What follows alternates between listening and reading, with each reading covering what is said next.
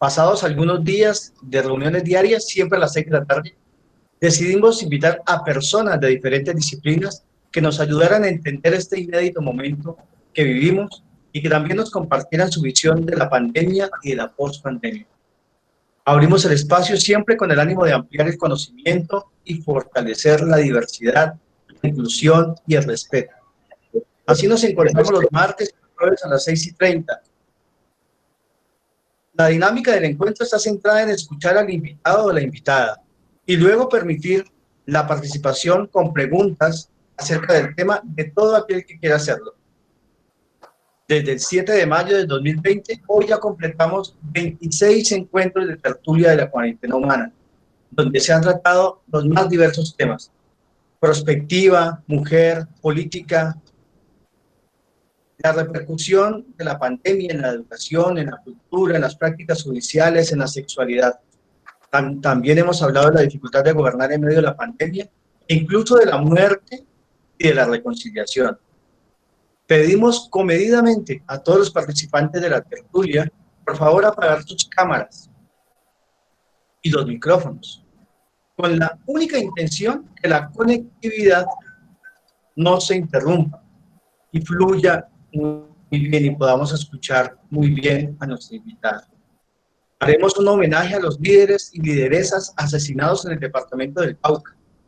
Luego escucharemos a la invitada. Una vez concluya su intervención, le daremos la palabra a los asistentes para que pregunten. Lo haremos en el orden en que pidan la palabra acá mismo en el chat. Para ello les daremos 30 segundos. Solamente, no delimitamos el tiempo de la pregunta, solo que queremos que participe mucha gente. Y para iniciar esta cuarentena le damos la palabra a Olga Lucía para que haga el homenaje a las víctimas caídas aquí en el departamento del Cauca por el solo hecho de ser líderes sociales. Olga Lucía. Muchas gracias, Andrés. Un saludo especial para todos y todas. Un abrazo para Aleja y para todos los que nos acompañan en esta cuarentena. Hoy queremos hacer un reconocimiento a aquellos líderes y lideresas. Vamos a nombrar a 5 que han fallecido en esta vigencia y que para que no se quede su registro simplemente en los nombres y no los olvidemos. Hoy queremos recordar a María Delia Daza Rodríguez, quien falleció el 24 de abril de 2020 en Mercaderes, Cauca. A Cristian Narváez Daza, falleció también el 29 de abril de 2020 en Mercaderes, Cauca. A Jenny Caterine López Narváez, falleció el 29 de abril de 2020 en Mercaderes, Cauca. A los líderes asesinados el 5 de junio del 2020 en la vereda Betaní, zona rural del Tambo, donde líderes afrodescendientes Vanessa Carmen Mena Ortiz y Armando Suárez Rodríguez, quien fallecieron el 5 de junio del 2020. Y al líder de exconcejal de Piamonte, asesinado el día de ayer, Libardo Rosero, líder social, para que sus nombres no se olviden y los recordemos. Muchas gracias. A ti, Olguita, muchísimas gracias. Y como siempre nos presenta, aunque no necesita mucha presentación, Walter Aldana. Bueno, buenas noches a todos y todas. Agradecerle a Alejandra Miller, comisionada, y de contarles que Alejandra Miller es lideresa del movimiento feminista, economista, magíster en ciencia política, fue secretaria de gobierno departamental, fuimos compañeros de equipo un buen tiempo en el departamento del Cauca, y a raíz de los acuerdos de las FARC, del acuerdo final para la construcción de una paz estable y duradera, en una de las institucionalidades creadas, que es la Comisión para la Verdad, la Comisión para el Esclarecimiento de la Verdad, la Convivencia y la No Repetición, por una posibilidad de haber estado en convocatoria pública, fue designada, electa como comisionada de esta institucionalidad. Todos la conocemos, creo, la mayoría de las personas que estamos en el chat en este momento, conocemos sus calidades, sus capacidades, y estamos muy contentos. Pero yo quisiera, a través de ella, hacerle un homenaje inmenso a la persona que nos dio la posibilidad de que ella estuviera hoy aquí, y es su señora madre Berta, que es más lideresa, más agradable, más fuerte que la misma Alejandra Miller. Bienvenida, Aleja. Bienvenida, tienes el corazón nuestro y te escuchamos. Bueno, pues Walter, muchísimas gracias. Yo estoy muy contenta de poder estar en este espacio porque pues, yo tengo el corazón conectado al Cauca, por supuesto. Entonces ver todas estas caras conocidas y bueno, y toda la gente que en el Cauca hace tanto por el Cauca todo el tiempo, pues es de verdad muy emocionante. Yo llevo ya en esta cuarentena sin poder ir al Cauca y sin poder visitar a mi madre, que está también ahí presente, entonces hace mucha falta. Las compañeras de la ruta, que veo que también hay varias conectadas, bueno, a todas las personas que están allí. Bueno, pues me han invitado un poco a que conversemos pues precisamente de la Comisión para el Esclarecimiento de la Verdad, que es en donde estoy ahora, digamos, haciendo esta tarea que llevo ya 2 años. Por eso me tuve que venir para Bogotá y, bueno, recorrer casi todo el país. Entonces, primero quiero como 2 cosas, contarles qué es la comisión, qué estamos haciendo, y después, bueno, qué vamos a hacer en esta cuarentena y en el próximo año.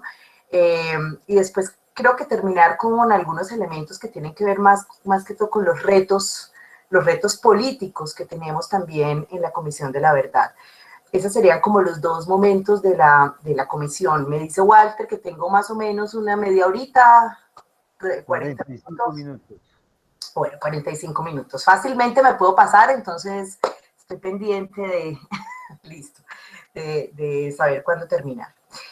Bueno, yo quiero empezar por decirles que seguramente ya muchos de ustedes saben y conocen que la Comisión de la Verdad hace parte precisamente del Sistema Integral de Verdad, Justicia y Reparación, que es a su vez parte del punto 5 de los Acuerdos de Paz de La Habana. En ese punto 5, que es el punto sobre el derecho a la verdad, la justicia y la reparación para las víctimas del conflicto armado, se crea este sistema que lo componen básicamente 3 entidades. Una es tal vez la que más ha sonado, digamos, en todo este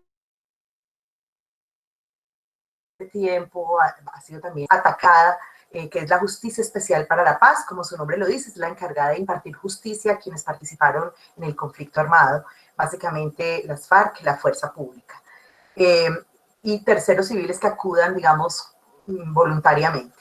También está la Unidad de Búsqueda de Personas Dadas por Desaparecidas, que tiene un mandato de 20 años y, como su nombre lo dice, tiene la tarea fundamental de buscar a las más de 140.000 personas que han sido desaparecidas en el contexto y en el marco del conflicto armado, que es una cifra absolutamente dramática y que pudieran ser todavía más. Entonces, está la unidad de búsqueda y por último está la Comisión de la Verdad, que como su nombre lo dice, pues está orientada a garantizar el derecho a la verdad que tienen las víctimas del conflicto armado. ¿Qué hace la Comisión de la Verdad? Bueno, nosotros tenemos una duración de 3 años, ya llevamos casi 2 años de funcionamiento, o sea que nos queda año y medio. En noviembre del 2021, el próximo año, la Comisión de la Verdad debe entregarle al país un informe que dé cuenta de lo que pasó en el conflicto armado colombiano, en más de 50 años de conflicto armado en Colombia. Y ese de cuenta de lo que pasó, pues tiene que responder básicamente a unas preguntas claves, que son las que se hace cualquier Comisión de la Verdad, y es contarle al país qué fue lo que pasó en estos 50 años de guerra, cómo sucedieron estos hechos atroces que han dejado tantas víctimas. Tenemos registradas 9 millones de víctimas, y eso que son víctimas que van solamente desde el 85 hacia adelante, que es lo que registra la unidad de víctimas, pero son seguramente muchísimas más. Entonces, ¿quiénes fueron las víctimas? ¿Quiénes fueron los responsables de esas graves violaciones a los derechos humanos? Y sobre todo, una pregunta que es fundamental es que podamos explicar por qué se cometieron tales atrocidades, qué era lo que había detrás de esos hechos graves de violaciones a los derechos humanos. Cuáles eran los intereses y, por supuesto, las responsabilidades. La comisión tiene que señalar responsabilidades colectivas, no individuales, sino responsabilidades colectivas. Entonces, nosotros tenemos la tarea de esclarecer esta parte que pasó en el conflicto armado. Ahorita me voy a devolver un poco para contarles qué es eso de esclarecer la verdad y eso cómo se hace o cómo lo estamos haciendo en la Comisión de la Verdad. Tenemos otro objetivo clave de la Comisión de la Verdad, es que tenemos que promover el reconocimiento de responsabilidades. Yo creo que esta es tal vez de las partes más difíciles que ha tenido la Comisión, porque este es un país, todos y todas lo sabemos, un país profundamente negacionista, y el reconocimiento de la verdad por parte de todos los que participaron en la guerra, pues es un proceso difícil, complejo, lento, y la comisión, digamos, la tarea que tiene es crear como escenarios para que podamos avanzar en ese proceso de reconocimiento. Ahora también contaré un poco qué es lo que hemos hecho al respecto de ese reconocimiento. Y por último, la comisión debe promover la convivencia, ¿cierto? Y trabajar sobre unas recomendaciones que nos ayuden a transitar por fin algún día hacia la no repetición. Esa, digamos, es como los objetivos generales de la comisión. En un contexto muy difícil porque se supondría que debía ser una comisión para un cierre del conflicto, pero sabemos que el proceso de paz con las FARC no fue suficiente para cerrar el conflicto y por vía contraria lo que hoy vemos en muchos territorios es como un reciclaje de ese conflicto armado. Entonces, hablar de recomendaciones para la no repetición en un contexto donde se repite el conflicto, pues es, por decirlo menos, difícil en este proceso que está adelantando la Comisión de la Verdad. Pero bueno, como decimos las feministas, nosotras decimos, vamos a hacer las cosas contra viento y maridos, la comisión hace las cosas contra viento y marea. Así que haremos ese informe aún en medio de todas estas dificultades que sabemos que tenemos para poder hacer la tarea. Entonces me quiero devolver un poco como al tema del esclarecimiento. ¿Qué es lo que debe esclarecer la Comisión de la Verdad? Esclarecer es traer a la luz, esclarecer es poner una lámpara, ¿cierto?, sobre lo que pasó para que brille y para que sea transparente a los ojos del país. Así que, en términos de esclarecer lo que pasó en el conflicto armado, pues la comisión ha trabajado sobre unos criterios básicos. El primero es que este esclarecimiento de lo que nos pasó en el conflicto armado no puede hacerse sin las voces de las víctimas y sin las voces de las personas a quienes esta guerra les pasó por encima. Y es fundamentalmente la ruralidad de este país, pero no solo. Pero yo creo que a la ruralidad de este país esta guerra, digamos, le generó unos impactos profundos que pues, podemos conversar ahora más adelante. Entonces tendremos nosotros que trabajar básicamente para esclarecer sobre las voces de quienes vivieron de primera mano la guerra. Y para ello tiene que ser una verdad profundamente territorial, con un enfoque territorial. Esta no es una verdad que los comisionados y comisionadas, que aprovecho para decirlo, somos 11, 5, nosotros un poco molestando decimos que somos 5 mujeres, 5 hombres y un cura. Hay equidad de género en la comisión. Pero el presidente de la Comisión de la Verdad es el padre Francisco de Rú, que creo que todos y todas lo conocemos.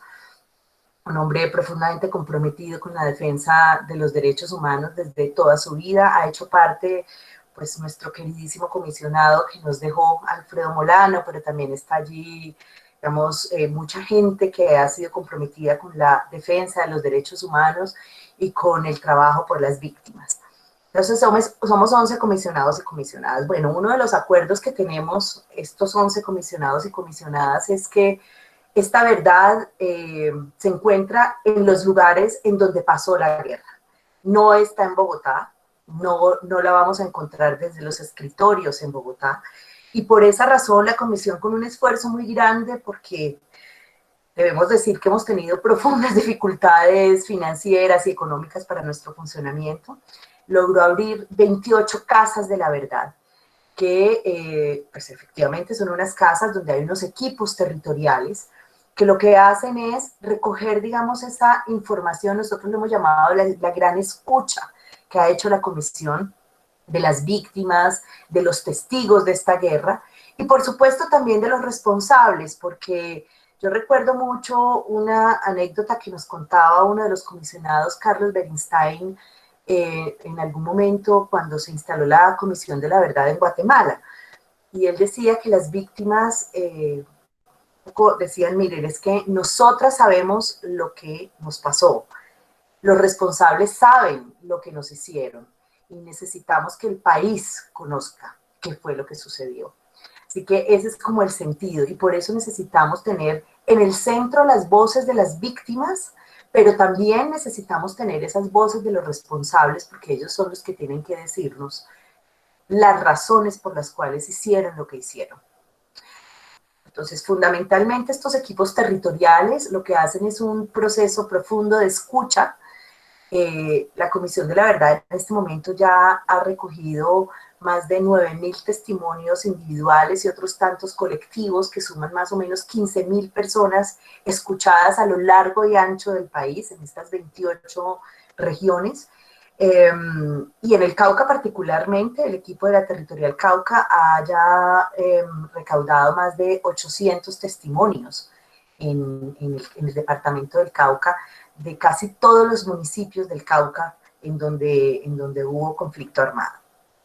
Entonces, un primer elemento es este acuerdo que la verdad tiene que ser territorial y que para eso la Comisión tiene que estar con los pocos recursos que tenemos, pero tiene que estar en las regiones. El equipo del Cauca, como el equipo de todas las territoriales, es un equipo muy pequeño, pero es un equipo de gente supremamente comprometida. Yo recuerdo el año pasado, fue muy emocionante porque este equipo fue a un territorio que muchos de ustedes conocerán, no sé qué tantos, que es Descanse.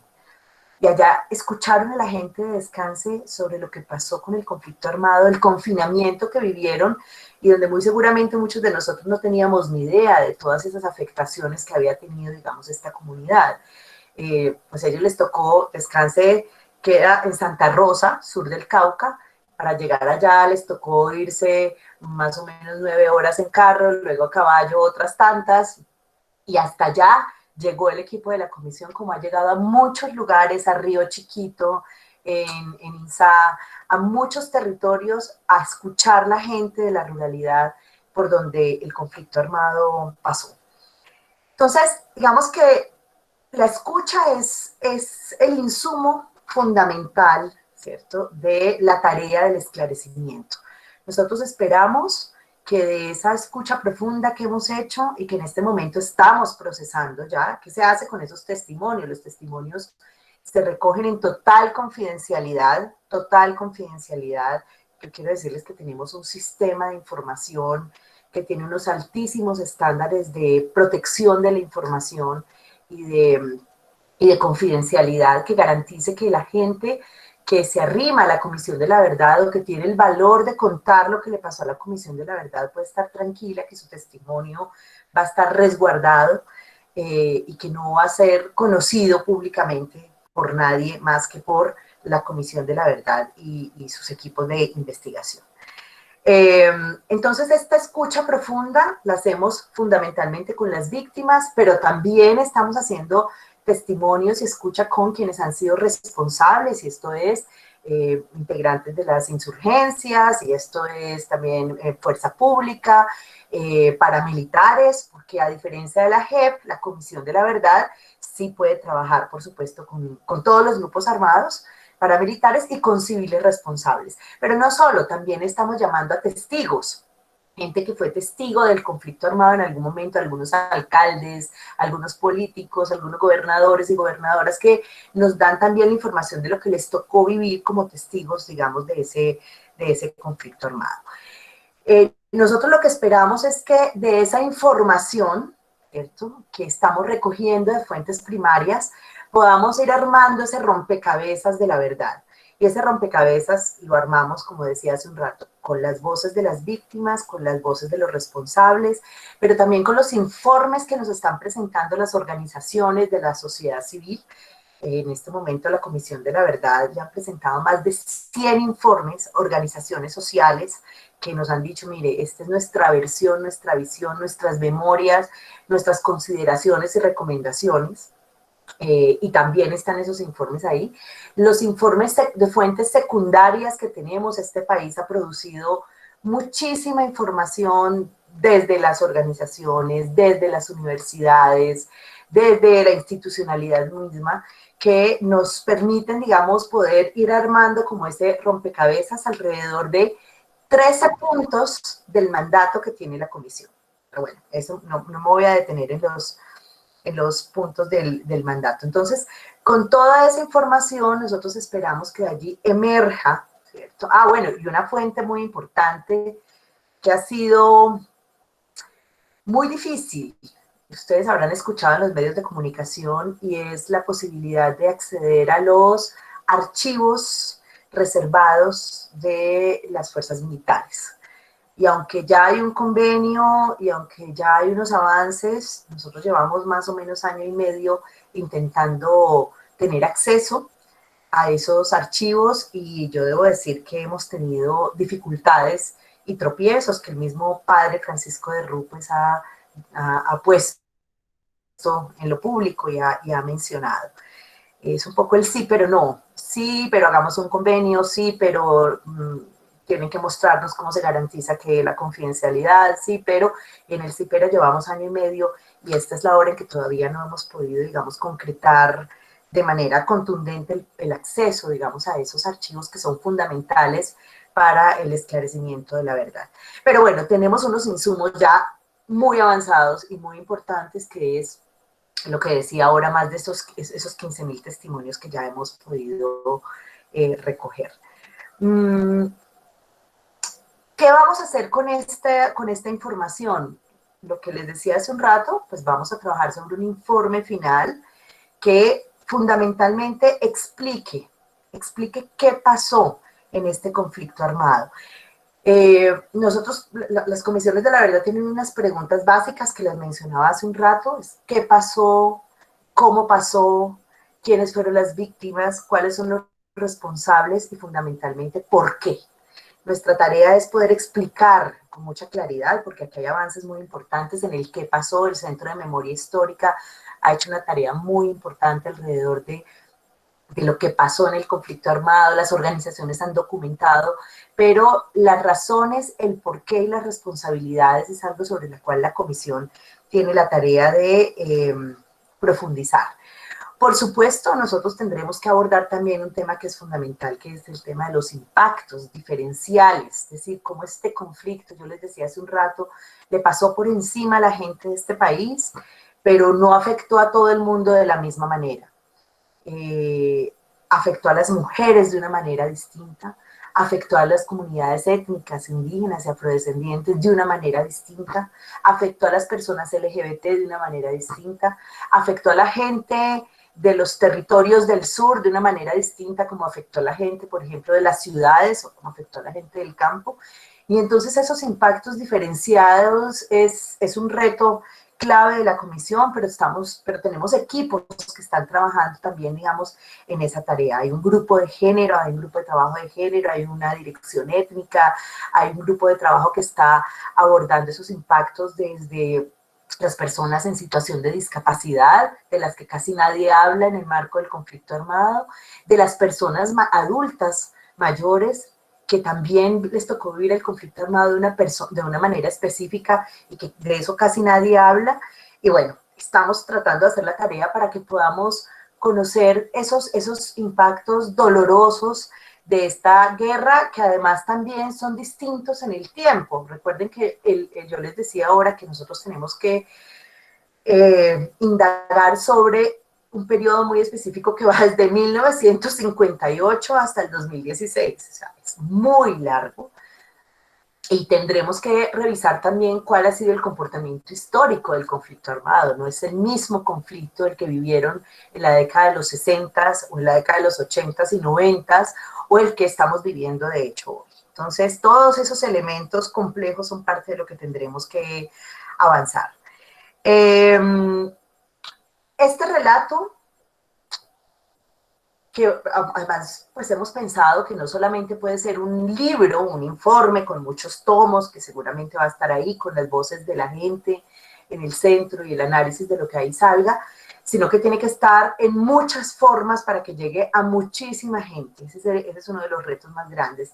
Entonces estamos pensando en trabajar alrededor de transmedias, en versiones para los niños y las niñas, en versiones que puedan contarse esa verdad, que pueda contarse en las escuelas, en los colegios.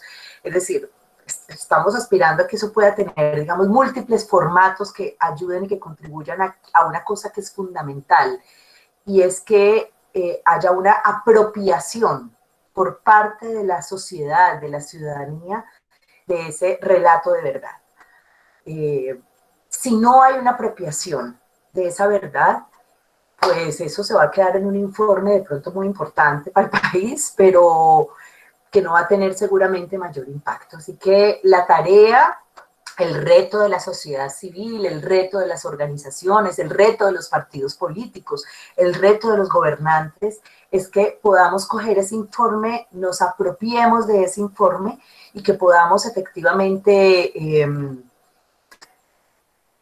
promover lo que va a salir ahí en términos de recomendaciones. Y para terminar esta parte del informe, quisiera decirles que un elemento central, además de los impactos, son los afrontamientos. Es decir, no solamente vamos a poder contar lo que le pasó a la gente y cómo vivió la dureza de la guerra, sino también cómo con gran coraje, con una fuerza que uno no sabe de dónde, por ahí está mi amiga Melania Gurrute que sabe de eso, ¿cierto?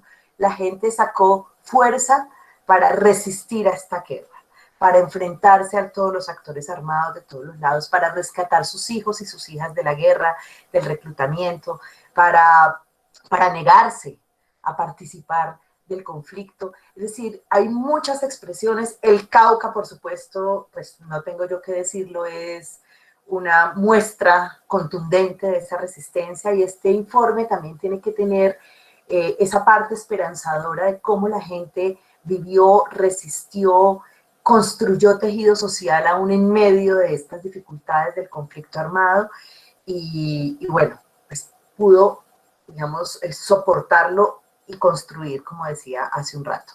Pero también este informe tiene que tener algo que es fundamental, que son unas recomendaciones hacia la no repetición.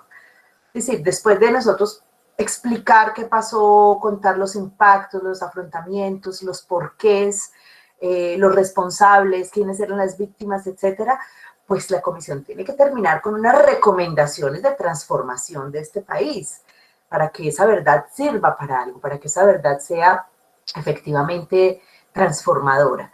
Pero la comisión se acaba y esas recomendaciones, como decía hace un rato, quedan en manos de ustedes, de la ciudadanía. Va a haber, porque así lo dice el decreto 588, un comité de seguimiento a las recomendaciones que será conformado por la ciudadanía, pero ese comité tampoco va a poder hacer gran cosa si no hay un gran respaldo ciudadano, político, detrás de esas recomendaciones para la transformación del país. Claro que un informe no transforma la realidad de un país de un día para otro, eso lo sabemos. Es decir, no es que salga el informe de la Comisión de la Verdad y el país va a cambiar. No. Ese informe y esas recomendaciones lo que buscan es que sea una piedra, un pilar sobre el cual se pueda construir hacia adelante. Finalmente, este derecho a la verdad para las víctimas y para la sociedad, lo que busca es que se pueda construir hacia adelante algo distinto a lo que tenemos hoy. Yo quería mencionarles algo que la comisión decidió, además lo decidió realmente hace poco. Nosotros nuestro mandato lo teníamos desde el 58 hasta el 2016. Pero cuando empezamos a recoger los testimonios de la gente, empezamos a ver cómo este conflicto en las regiones otra vez estaba, como decía hace un rato, reciclándose, creciendo nuevamente. Y la Comisión de la Verdad tomó la decisión de que nosotros no podíamos decirle a la gente, no, pero no me cuente lo que le está pasando ahora, el desplazamiento que tiene ahora, o el homicidio, el asesinato de líderes sociales en este momento, sino que cuénteme desde antes del 2016. Eso no podíamos hacerlo. Por lo tanto, introdujimos en este momento una pregunta que para nosotros es muy importante, y es la pregunta sobre por qué se repite el conflicto en Colombia. Es decir, ¿qué es lo que hace que haya unos factores estructurales, que haya unos factores de persistencia de este conflicto armado? Nosotros hemos firmado acuerdos de paz, nosotros hemos trabajado sobre un nuevo pacto social que es la Constitución del 91. Nosotros hemos hecho procesos de desmovilización y dejación de armas a lo largo de estos 50 años, y nada de eso ha logrado detener, parar el conflicto, parar la guerra. Entonces la pregunta alrededor de por qué no hemos podido, no me refiero a la sociedad, por supuesto que a los gobiernos que tienen una enorme responsabilidad allí, y a la sociedad de alguna manera también. Y entonces indagar alrededor de esos factores de persistencia del conflicto armado también es una tarea, digamos, fundamental de la comisión. Entre esos factores de persistencia, por supuesto, hemos identificado los que ustedes ya seguramente pues conocen y saben. Aquí hay factores de persistencia asociados a la desigualdad, a la pobreza, a la inequidad que tiene este país, asociados a las economías ilegales, por supuesto. Hay factores de persistencia asociados a la permanente impunidad que hay en el sistema de justicia. Hay factores asociados a la estigmatización, a los procesos sociales, a los incumplimientos históricos de los acuerdos que han hecho los distintos gobiernos con las comunidades y con las organizaciones sociales. Hay factores de persistencia asociados a megaproyectos, hay factores de persistencia asociados a élites políticas corruptas que no hemos podido transformar, hay factores de persistencia asociados a temas culturales como la naturalización de las violencias que tenemos en la sociedad. Las violencias contra las mujeres es uno de esos factores. Pero también, por supuesto, hay factores de persistencia que no son solamente temas estructurales, sino que son temas, que ya lo mencionábamos en algún evento sobre el Cauca hace ya un par de meses, es parte de lo que hemos encontrado en las regiones, por ejemplo, de esas alianzas que se dan entre distintos actores con fines específicos que están asociados a muchas cosas. En algunos momentos fue a la toma del poder, en otros momentos a las economías ilegales, al control de los territorios para la producción de la coca o de la minería ilegal, o para el acceso, ¿cierto?, a las alcaldías, a los consejos, o para sacar a unos actores de un lado y que otros pudieran, digamos, controlar unas determinadas rutas. Es decir, hay muchas razones por las cuales en esta guerra y en este conflicto distintos actores de distintos orígenes y procedencias se han juntado, legales e ilegales. Estoy hablando de que en muchas ocasiones hemos visto alianzas, o los testimonios nos han mostrado alianzas entre insurgencias y grupos paramilitares, que uno no podría pensar en esa posibilidad, pues sí, alrededor de temas de economías ilegales, pero por supuesto de la fuerza pública con grupos con narcotráfico, por ejemplo, en el norte del Cauca, o de la fuerza, o de las guerrillas también con el narcotráfico, o de guerrillas entre ellas también asociadas alrededor de objetivos políticos, o de políticos con insurgencias para acceso al poder, o de políticos con paramilitares también para acceso al poder. Es decir, hay una gran variedad de alianzas que están no solamente en el Cauca, sino a lo largo y ancho de todo el país, que vale y merece la pena que le demos una mirada porque también están en el centro de esos factores de persistencia del conflicto. Mientras no logremos que haya de verdad como una ruptura de esas alianzas, unas oportunistas, otras estratégicas, pues simplemente pues eso va a estar ahí como un proceso en el cual se va a seguir reciclando, digamos, esta guerra y estas violencias. Claro que el conflicto armado que termina con las FARC en el 2016 no es el mismo que tenemos hoy. Hoy la Cruz Roja habla de que en Colombia hoy hay 6 conflictos armados, porque está el conflicto armado con el ELN, porque está los conflictos armados, el conflicto armado con varias disidencias, y que en algunos casos tienen un tinte, por ejemplo, de mayores niveles de criminalidad. También es cierto que por ahí decía en algún lado Camilo González Pozo, que también, por ejemplo, la manera como se está combatiendo la criminalidad en muchos de estos territorios a través de una política contrainsurgente que señala, que estigmatiza a los líderes sociales, que los pone en riesgo, pues por supuesto es parte de lo que hace que no podamos centrar, ubicar y parar también esta guerra en el Cauca y en muchos otros lugares en donde hoy vemos que, decía, se repite, el Catatumbo, en el Pacífico, en el Chocó, en el Bajo Cauca antioqueño, vemos que son territorios en donde Putumayo, vemos cómo nuevamente emerge, digamos, con esta fuerza estos conflictos. Bueno, yo les decía que un segundo objetivo, y no sé si estoy hablando ya mucho, ya me acabó el tiempo, todavía tengo tiempo. Tienes hasta las 7:30, Aleja. Listo, 15 minuticos más. Entonces, decía que un segundo, tal vez termine antes, un segundo elemento que es muy importante es que la comisión debe promover el reconocimiento de responsabilidades. Les decía yo que tal vez estas han sido las tareas más difíciles de la comisión porque este es un país profundamente negacionista, profundamente negacionista. Aquí ninguno quiere reconocer lo que hizo en el contexto del conflicto armado. Y eso ha sido, pues, creo que una de las dificultades más grandes que hemos tenido. Nosotros hemos hecho grandes eventos de reconocimiento a la dignidad de las víctimas. Hicimos unos reconocimientos a la dignidad de las mujeres y las personas LGBT víctimas de violencias sexuales en el conflicto armado, a las mujeres buscadoras de desaparecidos y desaparecidas, porque sin lo que esas mujeres han hecho en este país para encontrar a los desaparecidos y desaparecidas, ni el Estado ni nadie hubiera podido encontrar un solo desaparecido, yo se los puedo asegurar.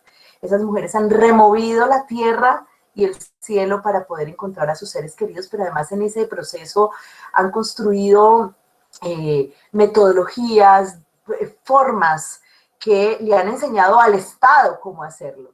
Y esa es una labor que no ha sido reconocida, ni conocida ni reconocida por el país. Así que hicimos un reconocimiento a esas mujeres buscadoras de desaparecidos por toda esa tarea que han hecho. Ahorita vamos a avanzar en el reconocimiento a las autoridades y las comunidades étnicas, pero todavía no hemos podido avanzar con la fuerza que quisiéramos en el reconocimiento de responsabilidades, es decir, que los actores que participaron en el conflicto armado reconozcan sus responsabilidades, reconozcan lo que hicieran. Por vía contraria vemos que se niega, se argumenta el tema de las manzanas podridas, etcétera. Yo no sé si ustedes, algunos tuvieron la oportunidad la semana pasada de escuchar un discurso maravilloso y se los recomiendo, está colgado en la página de la Comisión de la Verdad del Padre Francisco de Rú, en una entrega de un informe que hizo el general Zapateiro del Ejército Nacional a la Comisión de la Verdad, un informe sobre soldados víctimas de violaciones al VIH en el marco del conflicto armado. Y Pacho decía una cosa que es muy importante y es este discurso de las manzanas podridas no puede ir más. Si seguimos con ese discurso corporativista de las manzanas podridas, pues no va a haber jamás transformaciones reales ni reconocimiento. Si no hay reconocimiento de la institucionalidad, en este caso en el ejército, pero también Pacho lo ponía en la iglesia. Pacho decía, miren, la única la iglesia, meter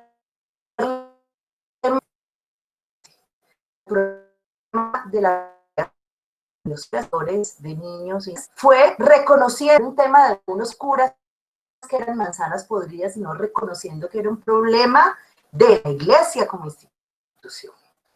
Y no era un problema de normas porque la religión, todas las normas y el evangelio y todo lo que queramos, o sea, era un problema de normas, no es que, claro, ahí están las normas donde dice que se prohíbe violar y que no se puede hacer, pero ese no era el problema. Solo cuando la iglesia entendió que no era un problema de manzanas podridas, sino que era un problema, en ese momento es cuando empiezan a generarse procesos reales de transformación y de cambio al interior para parar esa situación.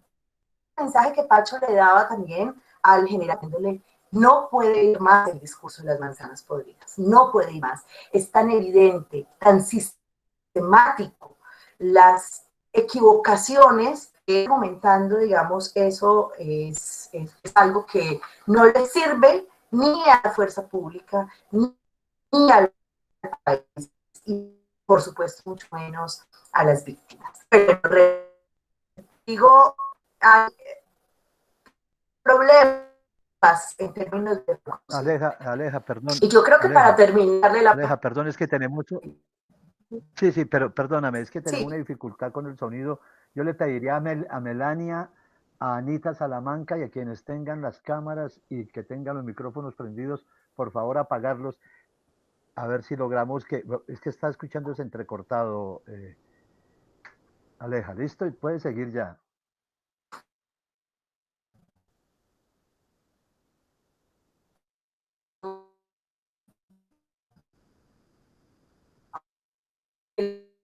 Lástima, pero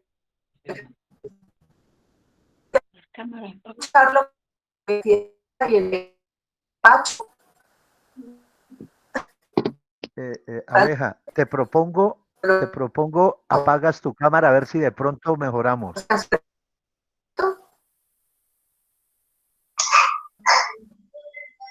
Por favor, todos apaguen las cámaras, todos y todas.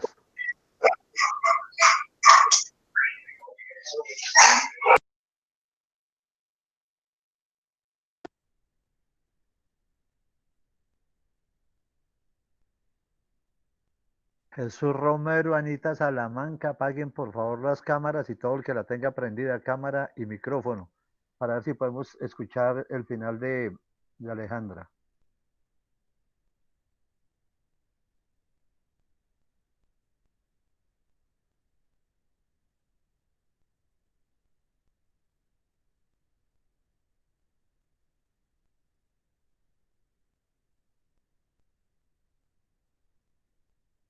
Aleja, ¿nos escuchas? Alejandra.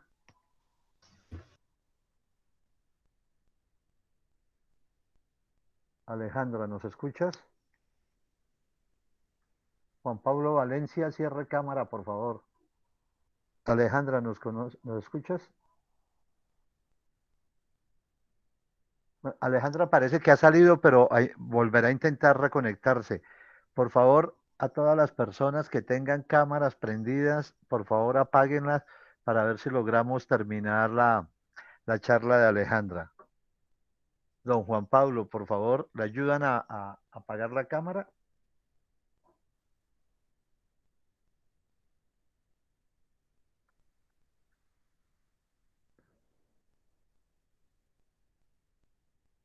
Estamos esperando que la comisionada Alejandra Miller se pueda conectar nuevamente y concluya su intervención.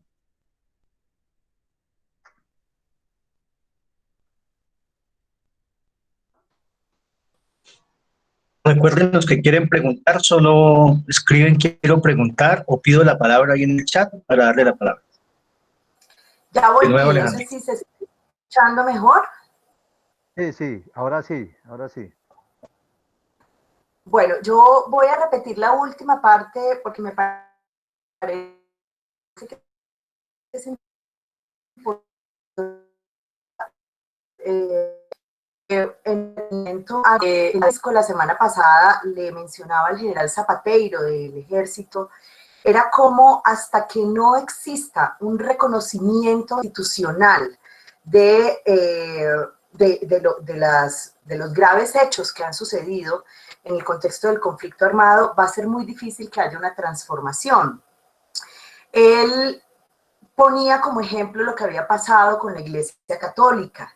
y cómo solo cuando la Iglesia Católica reconoció que la pederastia no era un tema de unos curas que eran unas manzanas podridas, la Iglesia toma la decisión de transformar el problema y de tomar medidas serias.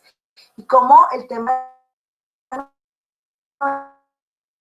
de las normas van esos comportamientos, como en el caso de los falsos positivos, como en el caso de las violencias sexuales, sino que hay que reconocer que hay un problema institucional. El discurso de las manzanas podridas no les sirve a este país más, no les sirve a las víctimas y nos sirve para reconocer y para transformar las realidades de lo que sucede al interior de las instituciones. Y el padre Francisco ponía el ejemplo de lo que pasaba con la iglesia, pero también hacía un llamado a la fuerza pública para que en el marco de ese reconocimiento y de dejar atrás el discurso de las manzanas podridas, precisamente por lo sistemático de muchos hechos de violaciones a los derechos humanos, pues era la única manera como podíamos empezar a ganar más credibilidad y, por supuesto, cambiar de fondo esas prácticas que se han dado, digamos, al interior, en este caso de las Fuerzas Armadas, pero aplica también para todos los grupos.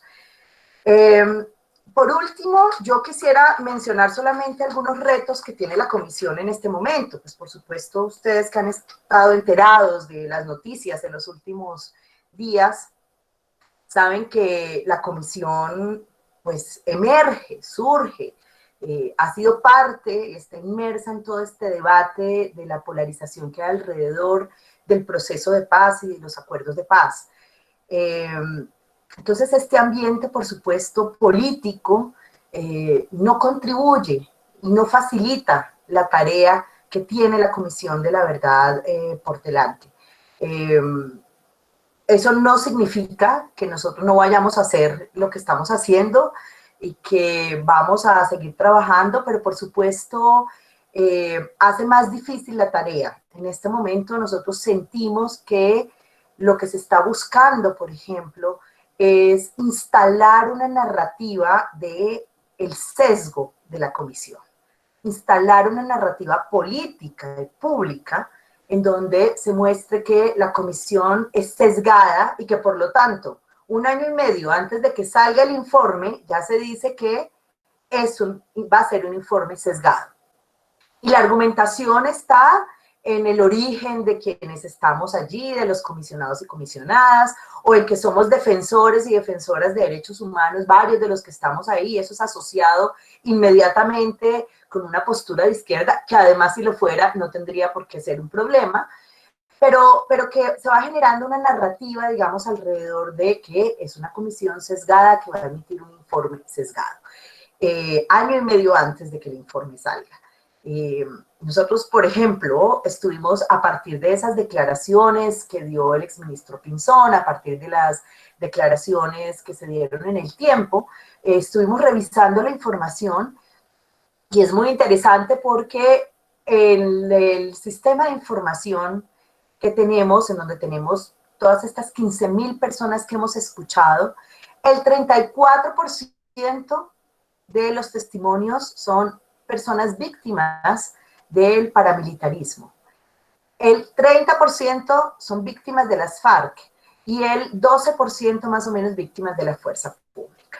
O sea que hablar anticipadamente de que la comisión tiene un sesgo, pues no se corresponde para nada con la realidad de lo que tenemos ya recogido en el sistema de información. Un segundo reto, por supuesto, es la magnitud de la tarea con respecto al tiempo de la comisión. La comisión tiene en este momento ya año y medio para funcionar, a diferencia de la JEP, que tiene 15 años, o de la unidad de búsqueda, que tiene 20.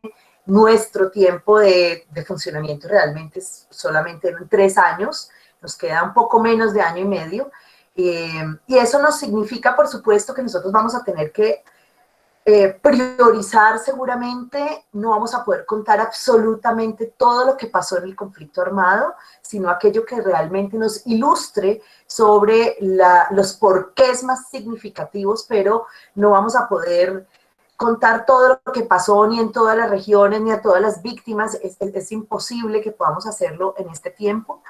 Pero digamos, ahí tenemos un reto enorme y tenemos a unos equipos que están súper comprometidos trabajando con eso. El otro reto es que se instale el tema de que es lo mismo la memoria que la verdad.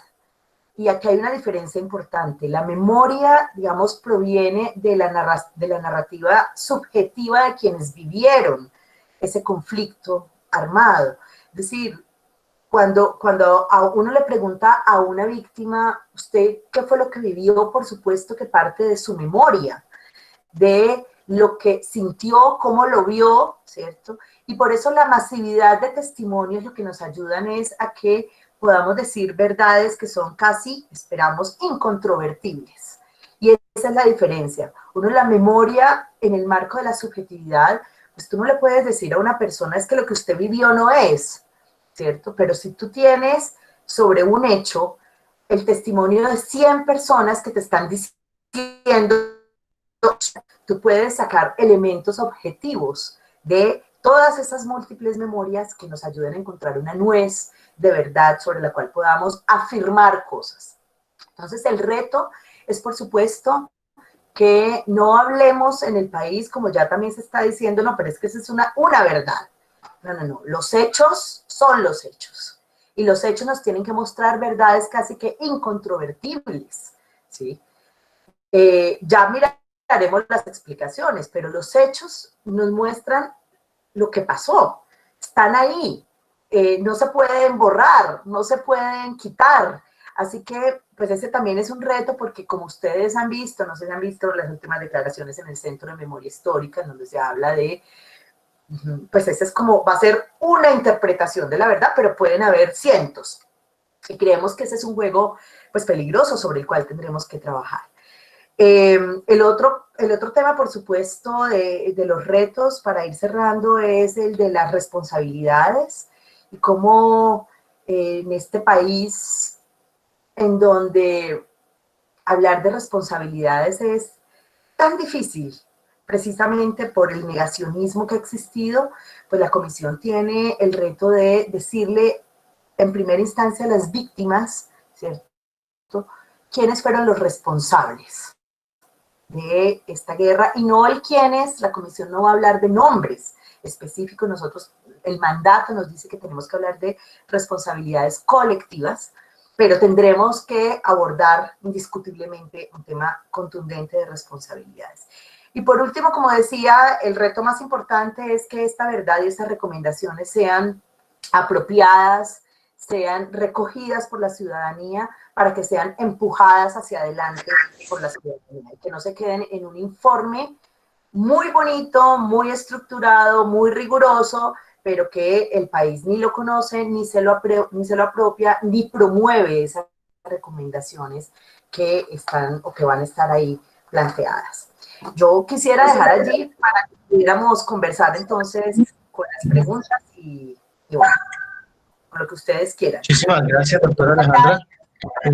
Ya tenemos algunas preguntas acá, algunas que nos hacen llegar por el interno, otras que escriben acá en el chat. La primera pregunta que nos hacen, yo te voy a hacer grupos de preguntas para que usted tenga la posibilidad de responderlo mejor. La primera es, ¿ya saben qué no alcanzan a hacer o qué les va a quedar faltando en estos 3 años? La segunda es, ¿cuál es el reto personal en la comisión para usted? El reto que se fue y no te alcancé a escuchar. Personal. Reto personal. Y la otra es, ¿cómo se mira desde la comisión la condición actual en el cañón del Micay, cuando el Ejército Nacional asume un papel de sacar los líderes de la zona, asumiendo supuestamente un papel humanitario, pero que a la vez se ponen asumiendo un nuevo riesgo? Esas son las 3 primeras, ¿no? Vale. Todas muy difíciles. Bueno, ¿qué va a quedar faltando? Miren, nosotros en este momento, después de toda una escucha múltiple, nosotros tenemos que empezar un mandato, 13 puntos de ese mandato. Yo voy a mencionarlos algunos. A nosotros el decreto que nos crea nos dice, ustedes tienen que contarle al país sobre algunos temas. Claro, son temas enormes, pero nos dicen, tienen que contarle al país cuál es el vínculo, por ejemplo, entre narcotráfico y conflicto armado, tienen que contarle al país los impactos en las víctimas, tienen que contarle al país las resistencias, tienen que contarle al país el origen histórico del conflicto armado, tienen que contarle al país las dinámicas económicas que permitieron el despojo y el desplazamiento, tienen que contarle al país cuáles son las... cómo afectó, digamos, particularmente a los territorios étnicos, es decir, tenemos 13 puntos de ese mandato que son como lo que nos ayuda a acotar un poco esas reflexiones. Sin duda alguna tendremos que seguir acotando porque decía yo hace un rato, no vamos a poder dar cuenta de todo. En este momento, la comisión está en todo el proceso de sistematización de la información que ha logrado recaudar en el año y medio anterior. Entonces, hoy tenemos todavía un abanico muy grande de temas que, decía yo hace un rato, vamos a tener que seguir priorizando, pero es prematuro decir qué se va a quedar por fuera y qué no. Creo que el otro año les podría dar respuesta más clara como a esa pregunta, porque hoy todavía estamos apenas en ese proceso de sistematización de la información y de empezar a priorizar. Entonces no hay claridad, digamos, sobre lo que nos va a quedar faltando, pero sin duda nos va a quedar faltando porque un conflicto de tan largo aliento, con 9 millones de víctimas, pues es casi imposible que podamos recogerlo todo o explicarlo absolutamente todo. ¿Cuál es el reto personal en esta comisión? Mire, yo, después de recorrer el país, que nos ha tocado recorrer el país de sur a norte, de oriente a occidente y por ríos, trochas y caminos, escuchando el dolor de las víctimas, yo creo que el reto personal es que podamos hacer un informe que esté a la altura de la dignidad de las víctimas. Ese es mi reto personal y estoy poniendo absolutamente todo. Yo creía que antes trabajaba, pero realmente creo que ahora el ritmo ni la pandemia ha logrado que esta comisión tenga un respiro y estamos poniendo absolutamente la vida, como dice Pacho de Rú, estamos poniendo la vida para que este informe de verdad contribuya en algo en la reparación de las víctimas, que es un poco de verdad que necesitan las víctimas, que necesita este país. Así que yo creo que ese es como el reto personal, es ese compromiso con la dignidad de las víctimas. ¿Y cómo se mira esta situación del Cañón del Micay? Bueno, la comisión no tiene, digamos, unas reflexiones políticas específicas sobre las cuales no pueda trabajar sin que tenga, digamos, un caso el cual debe construir o documentar. Entonces, este caso particular, nosotros tenemos varios testimonios, muchos testimonios de Argelia, de esta zona del Cañón del Micay, entre el Tambo y Argelia, toda esta parte de atrás del Cañón del Micay, y tenemos muchos testimonios que nos están contando muchas cosas de antes y de ahora, ¿cierto? Yo lo decía hace un rato, de esas múltiples alianzas, de los comportamientos de todos los actores, de muchas circunstancias, pero particularmente de esto que nos preguntas, nosotros todavía no tenemos eso como un caso a documentar, tendríamos que valorar si es un caso que de pronto la comisión vaya a documentar y tendríamos que ver si nos metemos de fondo. Yo no podría dar en este momento como una opinión particular sobre ese caso porque no conozco claramente como toda la información. Muchísimas gracias. Estas preguntas nos las dejan acá en el chat. Una es de Gloria Lucía Cortés, que nos pide que la leamos. Y la otra es de Doris Campo Andrade. Gloria Lucía, y luego tiene la palabra César Muriel. Le leo la de Gloria Lucía Cortés, dice: hoy, después del trabajo realizado en la comisión, ¿qué opciones de respuesta tienen respecto a la pregunta que se hicieron al inicio de por qué se repite el conflicto armado en Colombia? Y Doris Campo pregunta, buenas tardes, ¿cuál es el seguimiento y control que hacen de los recursos asignados a las víctimas del conflicto en condición de desplazamiento? Muchas gracias. Y la palabra la tiene César Muriel. Gracias, muy amable. Buenas noches a todos y todas. Mi pregunta un tanto es, ¿cuál es el verdadero diente de la Comisión de la Verdad? Aunque claro, la visibilización de las víctimas y su dolor es un gran avance, pero en realidad, ¿cuál es el diente de la Comisión para esa verdad hacer de ella un hecho, no sé si decirlo así, pero punitivo? Es decir, ¿ustedes tenían algún entrelace con la Jurisdicción Especial de Paz? Ok. Ajá, ¿esas tres? Esas tres para hacer luego las últimas tres. Vale. Bueno, frente a la primera, pues, ¿cuáles son como algunas respuestas que tenemos frente a este tema de por qué se repite el conflicto armado? Es, repito, parte de lo que estamos apenas indagando. Ya hay algunos elementos que no son nuevos, digamos, yo los mencionaba hace un rato cuando lo planteé. Hay unos elementos estructurales que hacen que este conflicto se nos repita porque no hay una solución de fondo de esos problemas estructurales que mencioné, como desigualdad, pobreza, exclusión, el tema de las economías ilegales, la impunidad, la estigmatización, los megaproyectos. Bueno, hay muchas cosas, pero que nosotros tendremos que documentar y fortalecer mucho más para poder decir, miren, estos son unos factores de persistencia que tienen que ser obligatoriamente transformados. Algunos, como decía hace un rato, que ya seguramente conocemos, pero que la comisión tendrá que volver a ponerlos, y algunas cosas que creemos que sí pueden ser unos factores de persistencia que son más de los repertorios y de la dinámica de la guerra que se da en los territorios, y que creo que también, como lo de las alianzas que mencionaba, digamos, hace un rato, etc. Entonces, Gloria, yo creo que esa es una pregunta central y que estamos ya construyendo, digamos, esa respuesta. Yo quisiera decirles que como la comisión apenas va en la mitad del mandato, todavía no tenemos pues muchas respuestas como a estos temas específicos porque estamos, repito, en ese proceso de procesamiento de la información. Pero ya hay algunos avances como estos que menciono, lo que decía, y el Cauca de eso es testigo, el incumplimiento histórico y permanente de los acuerdos con todo el mundo, con las comunidades, pero también con los grupos que dejan las armas. Es decir, también, digamos, hay unos elementos ahí que contribuyen a esa persistencia del conflicto armado.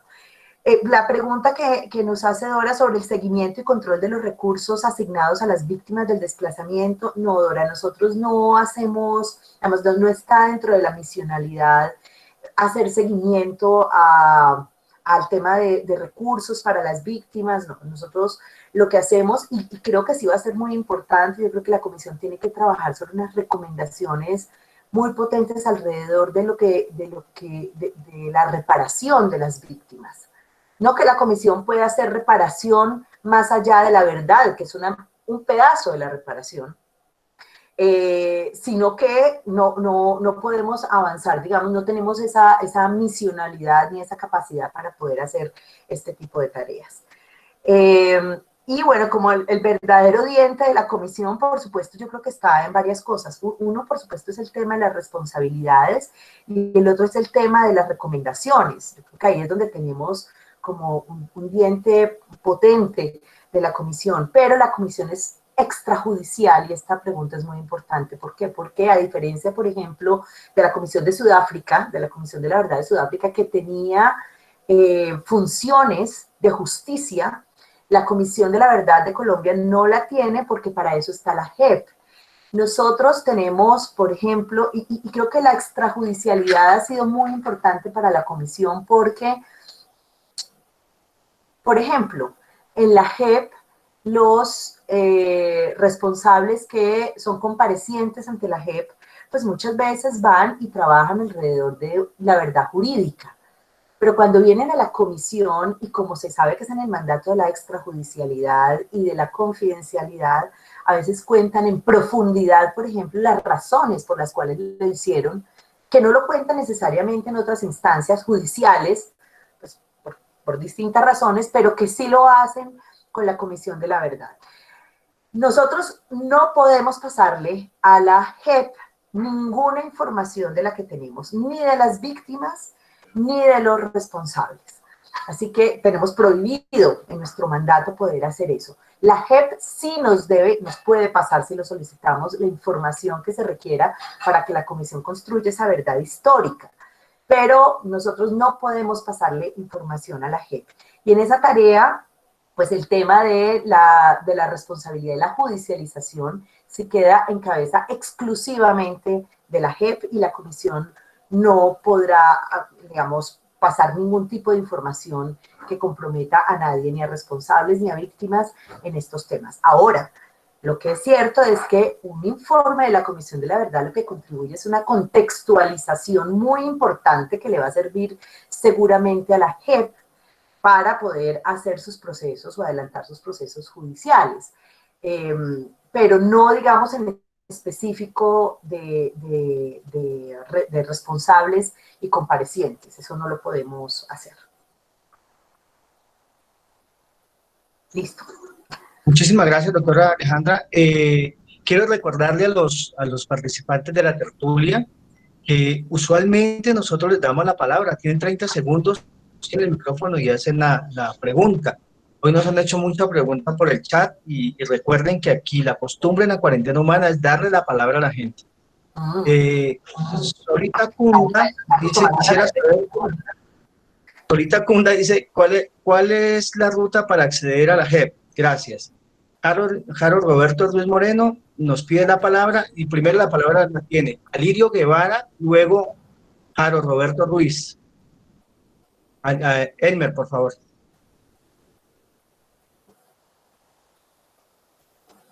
Elmer Guevara.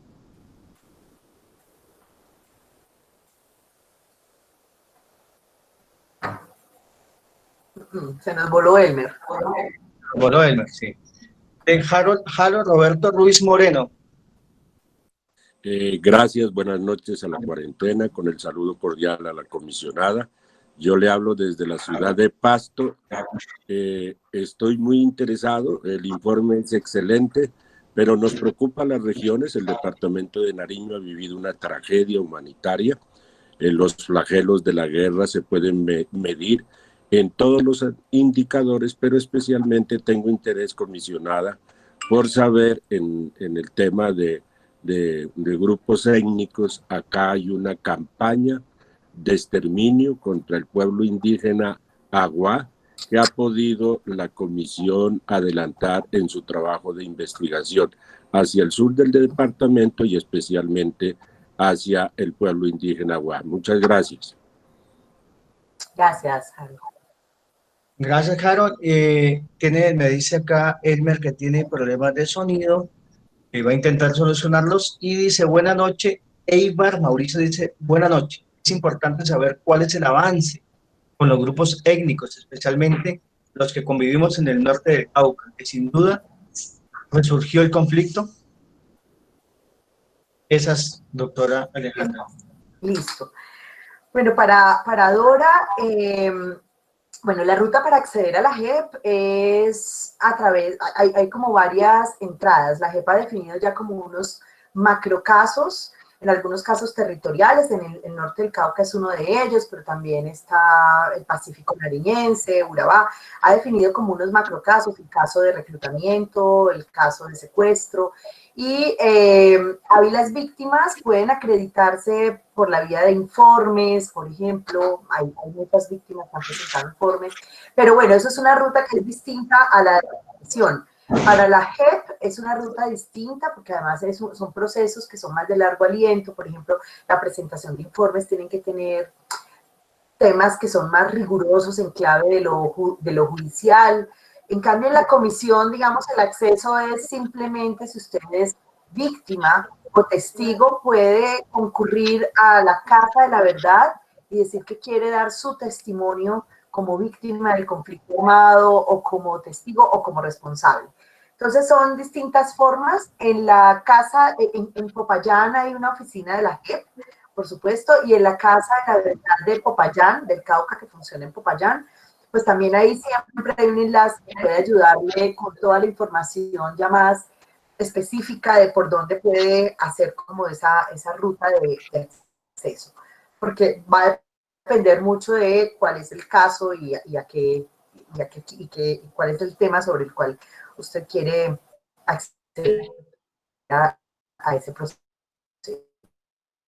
Para Harold, en Pasto, bueno, pues muchas gracias, Harold, lo que ha vivido Nariño y bueno, el Cauca, yo creo que el sur del país en general, pues ha sido realmente doloroso, difícil, y en ese sentido, la Comisión de la Verdad, por ejemplo, tiene un equipo de trabajo en Pasto y un equipo de trabajo en Tumaco, de tal manera que podamos recoger la mayor cantidad de testimonios y de escucha. Efectivamente, nosotros tenemos, y quiero enlazarla con la pregunta de Eibar sobre el tema de los grupos étnicos.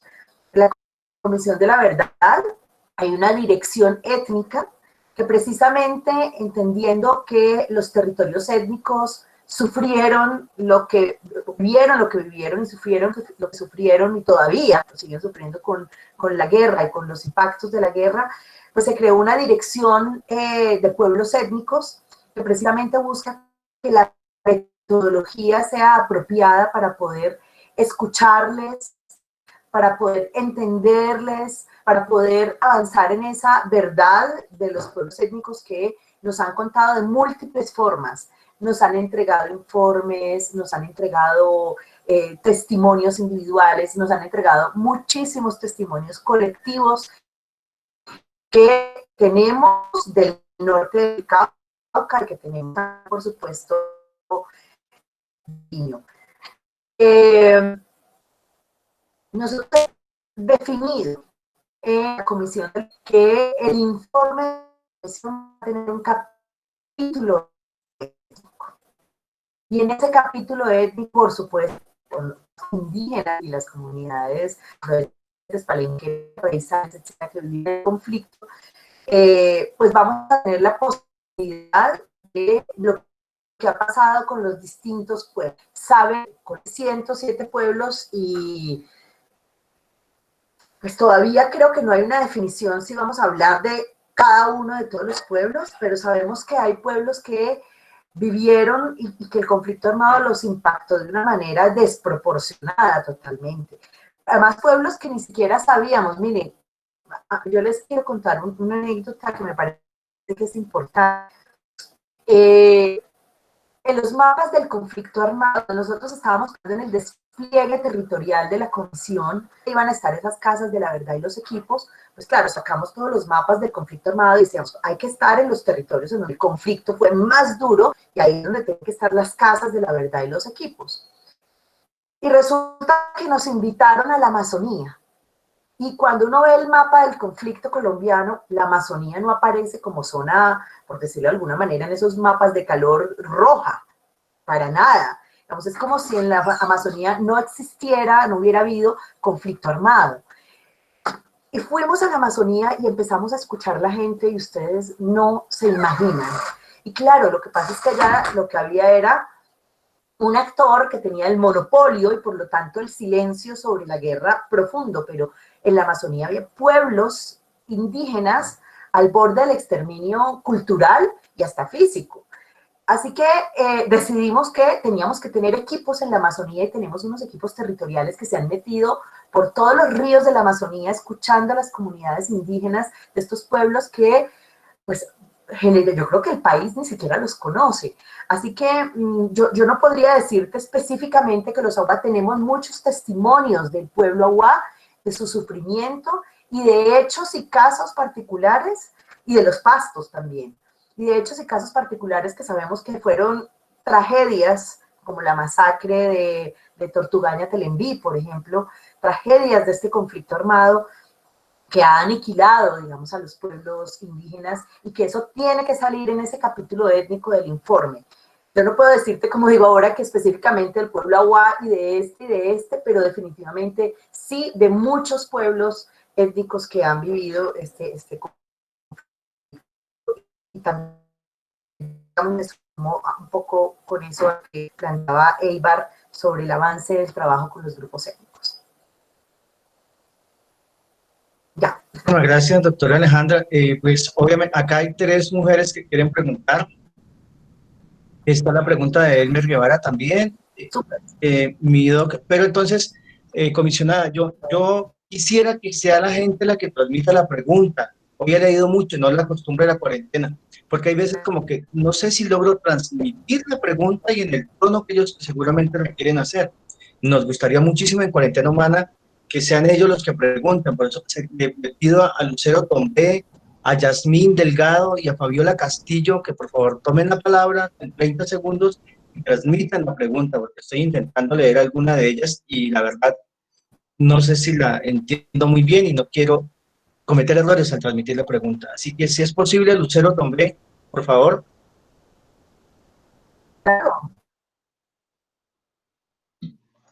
¿Me escuchan? Muy buenas noches.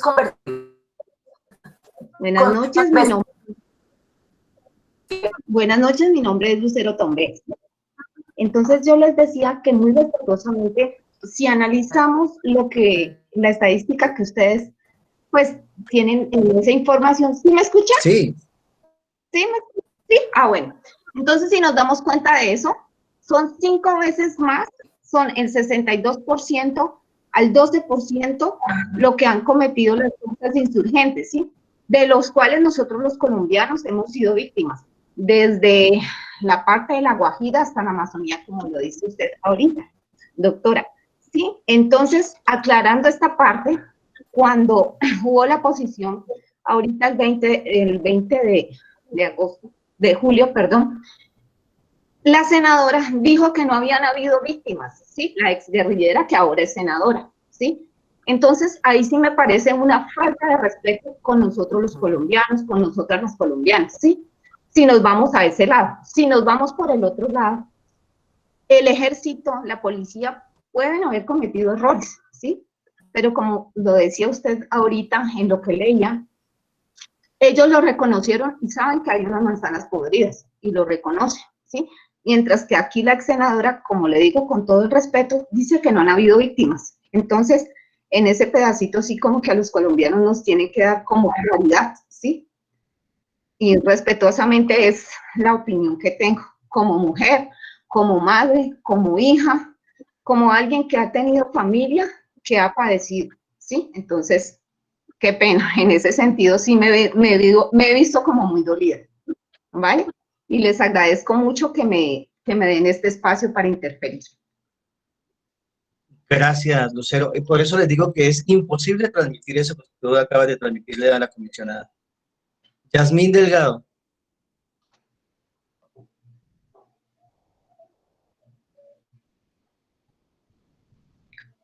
Yasmín.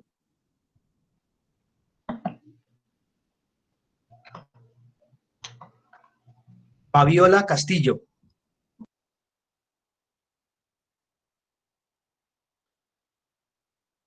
Bien, leo entonces. Hola, ¿me Muy buenas escuchan? noches, yo quisiera saber. Ok. Hola. Sí, te escuchamos, dale. Hola, Fabiola, dale. Vale, gracias, buenas noches. No, pues maravillosa la exposición de la magistrada. De verdad que cada vez uno entiende el reto de la comisión, porque cada una de las víctimas, los colombianos, quisiéramos contar nuestra verdad, algo que es imposible de hacer. Teniendo claro que el sistema de justicia transicional son 3 patas de una gran mesa, y que la mayoría de la población colombiana todavía no comprende cómo la JEP puede dar mejores resultados que la justicia ordinaria para que logremos esa reconciliación y esa verdad que ha tratado de esconderse. ¿Qué puede hacer la comisión para aliviar, si se puede decir así, en cierta medida las expectativas que se tienen respecto de la JEP y lo que no ha podido hacer la justicia ordinaria, para que la población del común tenga mucho más claro que esa comisión de la verdad no judicializa, no te lleva a la cárcel, no te da indemnización, pero te puede dar una satisfacción de alguna verdad que en alguna parte está escondida. Gracias. Gracias, Fabiola. Es la misma, disculpa, comisionada, es la misma pregunta muy parecida a la de Yasmín Delgado. Ella creo que transmite la pregunta de Aura Jimena Carabalí de Buenos Aires, Cauca, pero es más o menos lo mismo. ¿Cómo pueden hacer desde la Comisión de la Verdad para poder concluir desde tantas víctimas cuando sabemos que se investiga, pero no han... Hay muchas víctimas para el debido proceso de reconciliación? ¿Qué pueden hacer para que haya un debido proceso de reconciliación? Jimena Carabalí de Buenos Aires, Cauca. Bueno, a mí me da una pena porque cuando Lucero estaba terminando se me sacó y alcancé a terminar de escuchar la pregunta a Lucero. Escuché cuando estaba hablando de las víctimas de un lado, de un lado y del otro, y de los errores cometidos tanto por las guerrillas como por la fuerza pública, pero no le escuché la pregunta, entonces no sé si me la puede repetir Lucero o Andrés. Y ya creo que transmitió más que una pregunta, el dolor que sentía. Dale, Lucero, dale. Ah, ok. Buenas noches. Alejandra, buenas noches. Pues nuevamente yo le comento, doctor, es que yo le decía, pues, o sea, realmente yo le decía hace un momento, pues que a mí como colombiana, digámoslo así, me dolió. ¿Ahí me escucha, doctora? Sí, te estoy escuchando.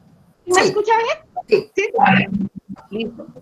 Entonces, yo le decía hace un momento que a mí como colombiana, ¿sí? O sea, hablamos, al inicio se hablaba de que había habido un 62% de los porcentajes de los actos que había cometido la guerrilla, paramilitares, bueno, etcétera, sí, las fuerzas insurgentes. Y si nos íbamos hacia la parte militar, había sido un 12%, ¿sí? Entonces yo le decía que me indignaba, ¿sí? Que cuando hubo la oposición, ahorita que hubo la oposición del Senado y Cámara, que fue ahorita el 20 de agosto, me indignaba que la que fue exguerrillera, digamos, y ahorita está en el Senado, dijera que no habían habido víctimas. Por Dios, si nosotros, ¿sí? Yo que soy mujer, soy madre, soy abuela, los colombianos hemos sufrido todos estos flagelos, ¿cómo no lo va a negar? ¿Sí? Decía en la misma conferencia usted ahorita, el ejército lo reconoce, la policía, ¿sí? Tuvieron el de reconocerlo, decir, listo, hay unas manzanas podridas, ¿sí? Se pueden combatir, listo, reconoce también, ya lo está reconociendo la policía y el ejército, porque les es difícil reconocer los errores que cometieron, ¿sí? Las barbaridades que cometieron, ¿sí? De hecho, me voy más, me parece, ¿no le parece que es injusto que niñas de 10, 12 añitos manejando armas, aparte de eso abusadas, violadas, ¿sí? Sacadas de sus casas, niños, abuelitos, muchas situaciones así? Entonces eso sí me indignó realmente, sí, eso me indigna porque uno tuvo familiares que vivieron eso, sí, entonces eso me indigna realmente, con todo el respeto que usted merece, ¿sí? Y con el respeto que se merece usted como comisionada, ¿sí? Entonces ese pedacito sí me parece muy duro y muy tenaz, ¿sí? Es como que las cosas así, listo, o sea, yo sé que precisamente para eso es lo que se está haciendo, pero entonces sí que le queden las cartas sobre la mesa como tiene que ser, ¿sí?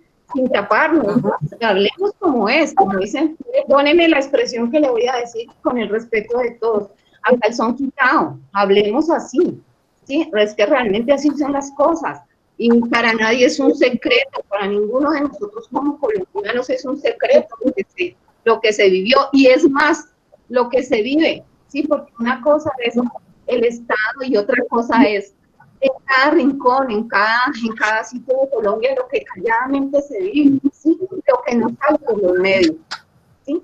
Gracias, Lucero, muy amable. Esa es la experiencia a ustedes por escucharme.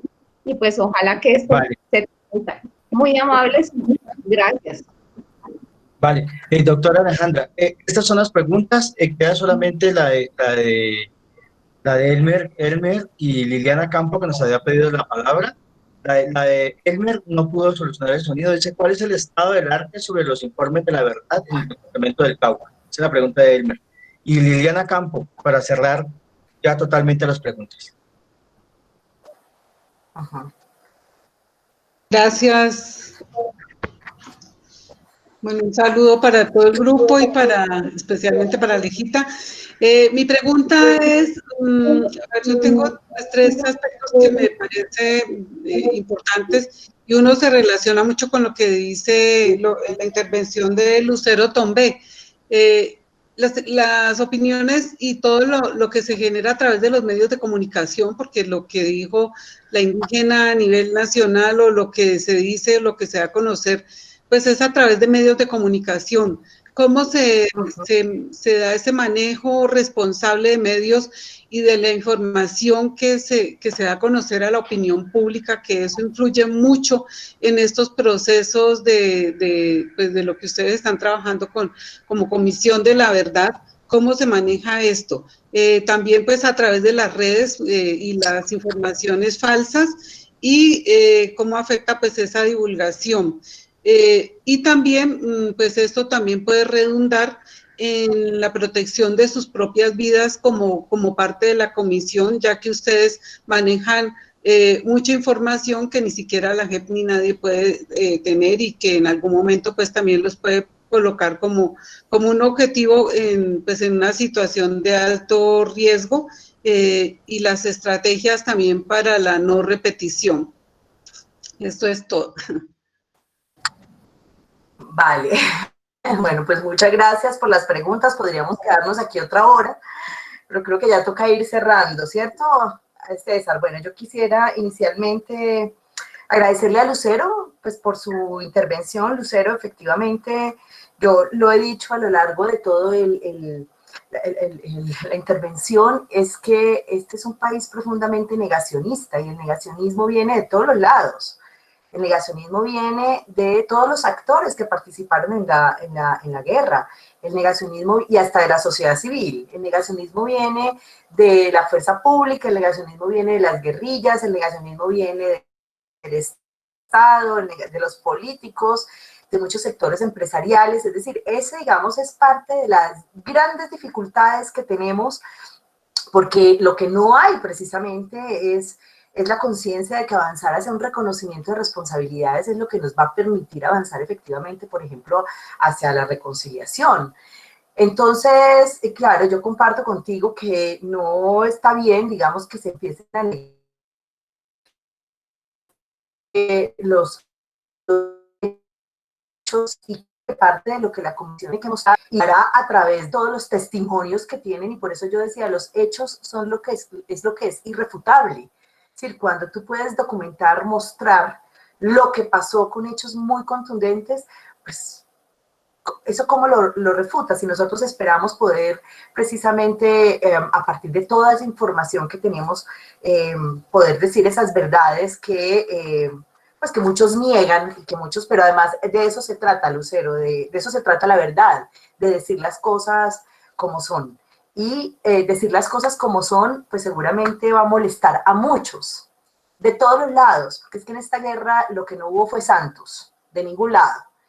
Ni de los que estuvieron en armas, ni de muchos actores que, aunque no estuvieran en armas, también contribuyeron a que esta guerra se fortaleciera y se perpetuara. Mucha gente que no cargaba un arma, pero que financiaba. Que no, es decir, hay muchas responsabilidades o muchos que legitimaban social y comunitariamente también muchas acciones. Entonces, hay muchas cosas que seguramente cuando la comisión las plantee, que yo es lo que espero que se haga esa verdad, pues va a incomodar, pero tiene que ser así, tiene que ser una verdad que nos ayude precisamente a ese reconocimiento. Yo no entendí muy bien lo de Yasmín, como no pude escucharla, pero a ver, nosotros no podemos, digamos, la comisión, pues por el tiempo y por el mandato que tiene, no puede hacer, digamos, trabajos alrededor de procesos individuales.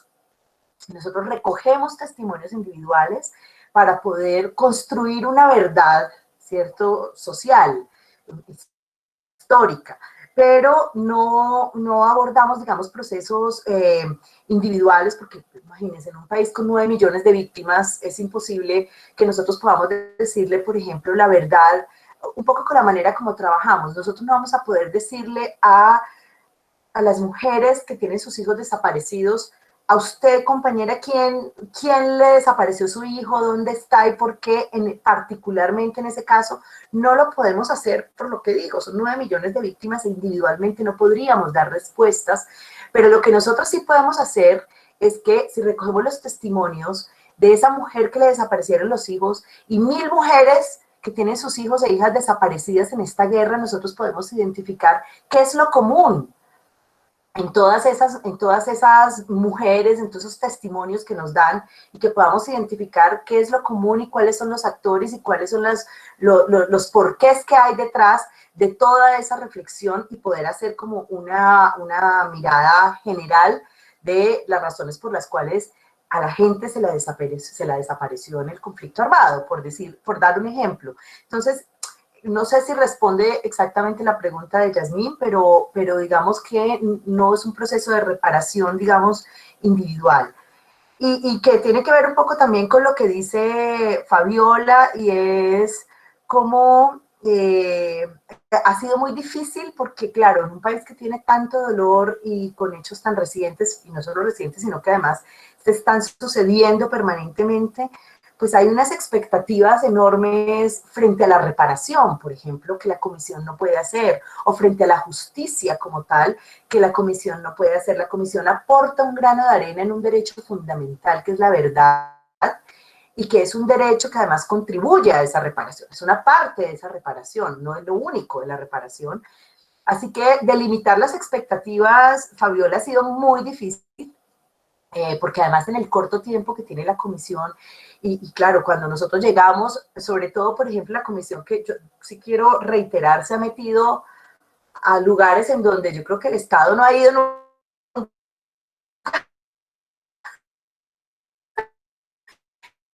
Entonces, claro, yo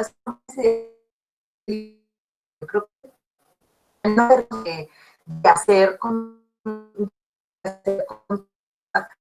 pero bueno, seguir que aquí lo que es una verdad de lo que pasó en el conflicto, con unas recomendaciones que sean un escalón de transformación de este país, poder de las expectativas. Nos tienen que ayudar a todos a esto. Bueno, no, un momentico, falta la de él. ¿Puede apagar la cámara, por favor, si de pronto el sonido? El momento del cámara. Apaga la cámara.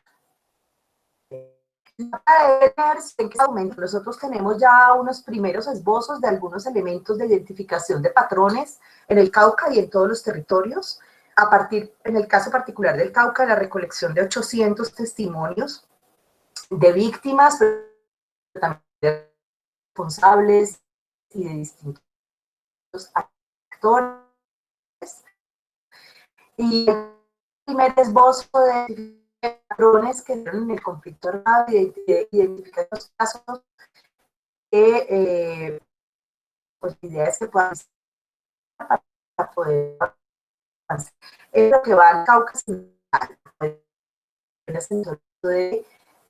y estamos escuchando actores que nos faltan muchos años, nos falta mucho más en la pública, nos falta todavía muchos, pero ya con eso que tenemos hemos algunos elementos de patrones. Aleja, tenemos un problema, de que se entrecorta tus palabras, no está fluida la comunicación. No sé si alguien tiene cámaras prendidas o micrófonos prendidos, por favor.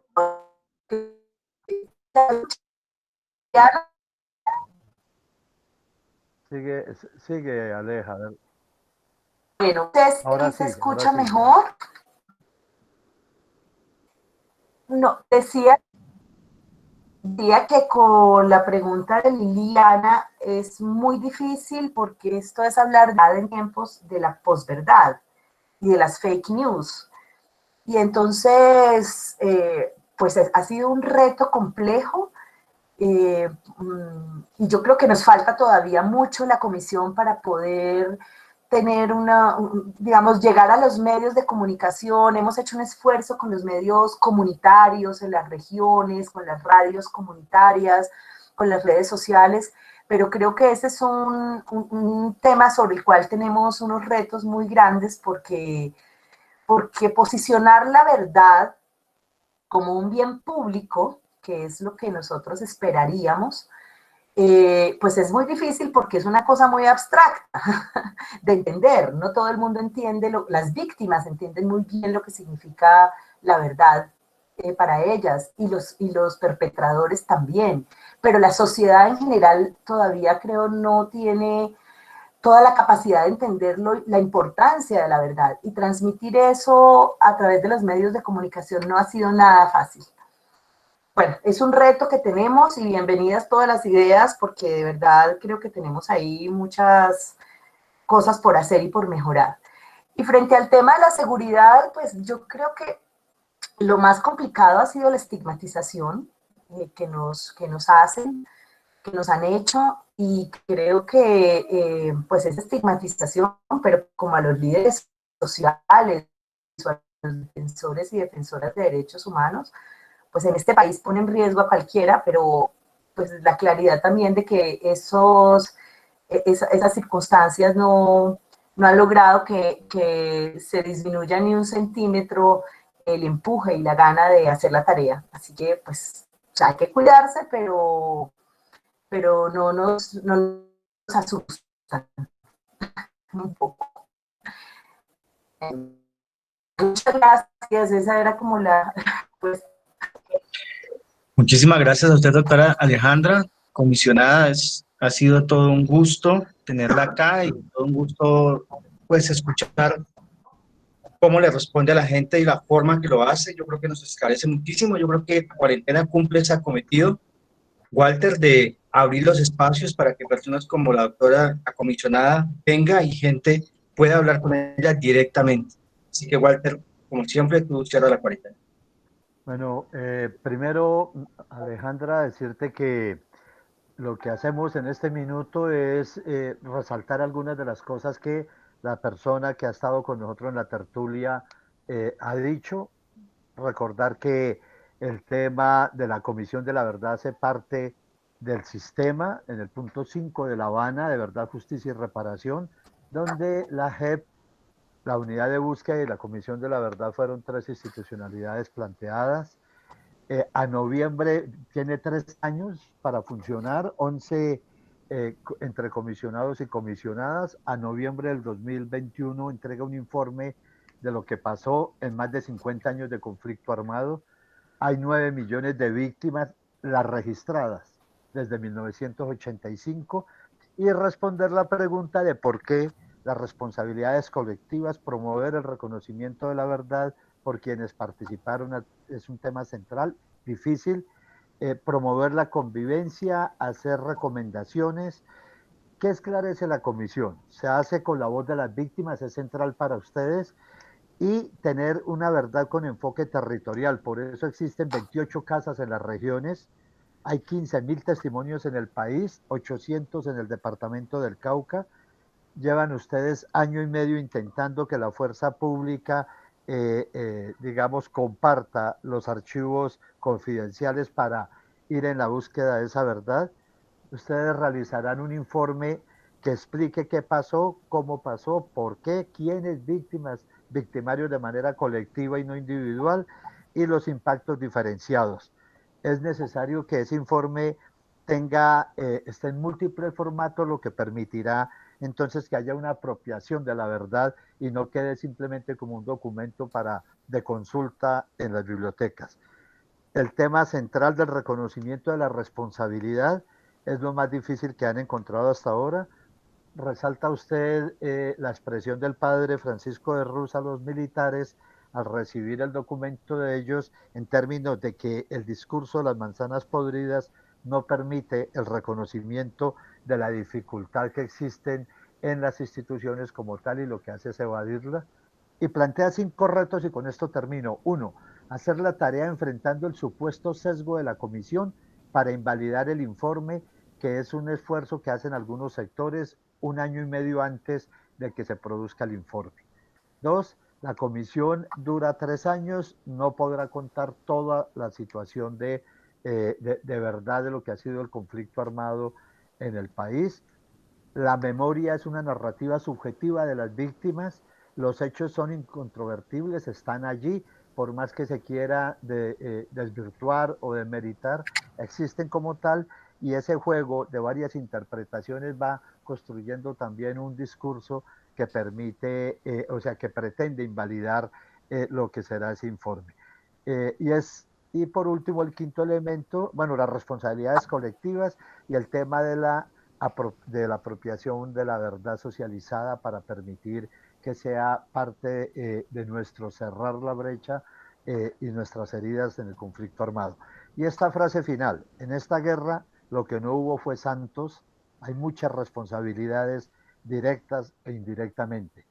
Mil gracias, tiene 1 minuto para que se despida de todos nosotros, agradecerle inmensamente por la voluntad, por la amabilidad comisionada de estar con nosotros y por la claridad que nos ha dado de cómo funciona y para qué es la comisión. Ojalá lleguemos a la verdad.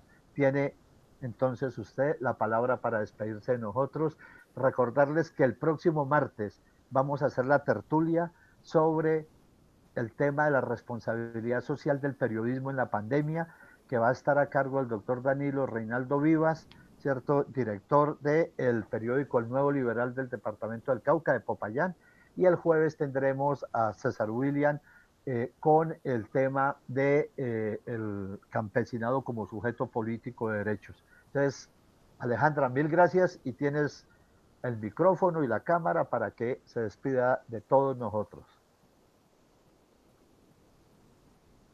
Vale, pues Walter, muchas gracias por la invitación, a Walter, a César, a Andrés y a todas las personas que pues muy amablemente hoy han participado con su escucha, con sus preguntas, con sus reflexiones.